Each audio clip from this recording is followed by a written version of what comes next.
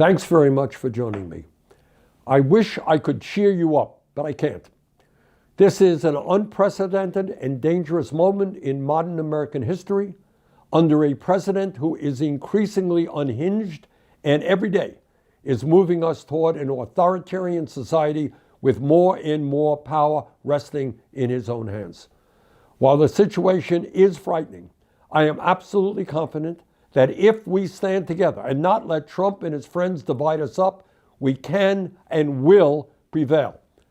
And the good news is that even more and more Republicans are understanding the folly of standing with Trump on both policy and political issues, as polls indicate that he is becoming more and more unpopular. Let's give Donald Trump credit for being straightforward. Last week in an interview with the New York Times, when asked about what he considers to be the limits on his own power in terms of international affairs, he said, quote, "Yeah, there is one thing, my own morality, my own mind. It's the only thing that can stop me. I don't need international law," end quote. Trump says he doesn't need international law.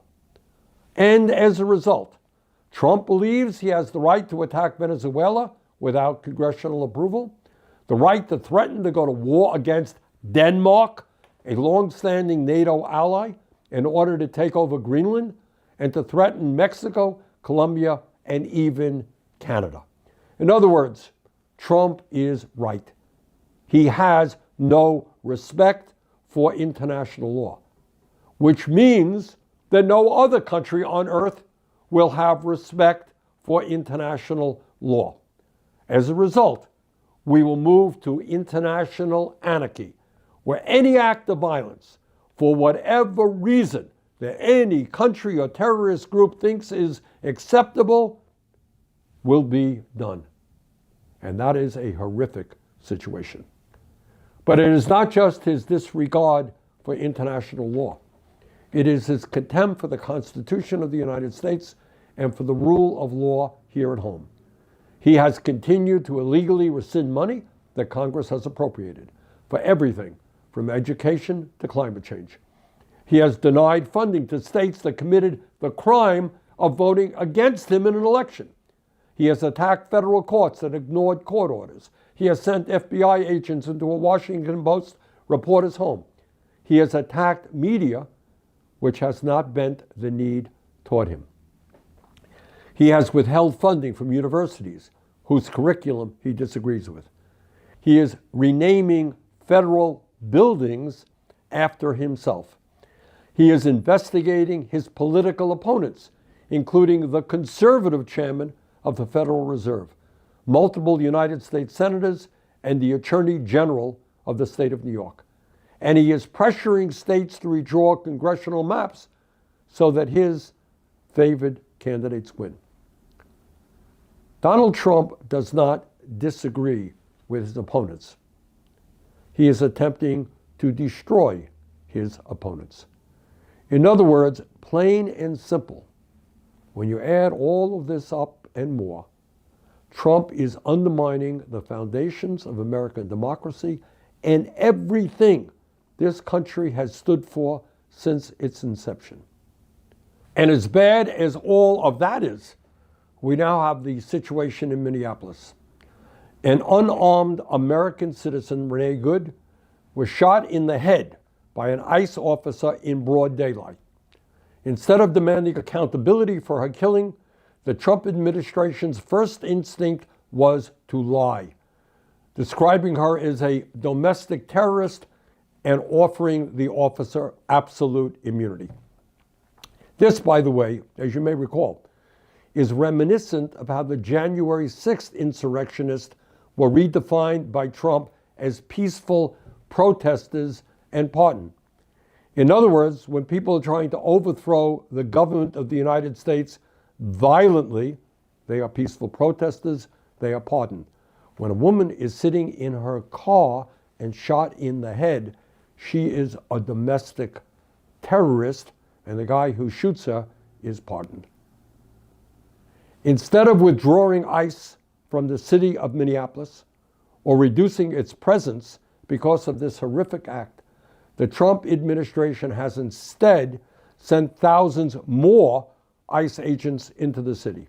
It is now threatening to invoke the Insurrection Act, which would allow him to bring the United States military into Minneapolis above and beyond the thousands of masked ICE agents who are already there. In other words, the Trump administration's response to peaceful protest is a military takeover of a major American city. This is not only an outrage unto itself, it sets a precedent for the U.S. military to be deployed domestically against Trump's perceived opponents. Meanwhile, in the midst of all of these moves toward authoritarianism, let's not forget that the billionaire class is getting richer and richer, while 60% of our people live paycheck to paycheck. Our healthcare system is collapsing, people can't afford housing, and grocery prices are still rising. 800,000 Americans are homeless in this country. Working families can't afford to feed their kids, and Trump is looking for a war with Denmark to annex Greenland. That is the world we are living in. So, where do we go from here? Just a few points. First, the American people are sick and tired of masked ICE agents shooting people, pulling them, dragging them from their cars, arresting and detaining children, and deporting people who have lived and worked peacefully in this country for decades. The American people want, and Congress must deliver, comprehensive immigration reform and a path toward citizenship. Second, we must continue in every legal and nonviolent way possible to oppose Trump's authoritarianism. I'm going to do all that I can here in the United States Senate. People have got to do all that they can in their own communities. Third, we must focus on the midterm elections next November. If we can defeat Republicans in the House and in the Senate, we can, to a very significant degree, slow down Trump's authoritarianism and put an end to his efforts to undermine American democracy. These are dangerous times, but we must never forget this. Real change has never come from the top on down. It has always come from ordinary people standing together, protesting, organizing, and fighting for justice. Democracy is not something that we inherit. It is something that we fight for. And if we do that, if we stay engaged, if we stay united, we will not only defeat authoritarianism and oligarchy, we will build a country that finally works for all of us, not just the few. Thank you very much.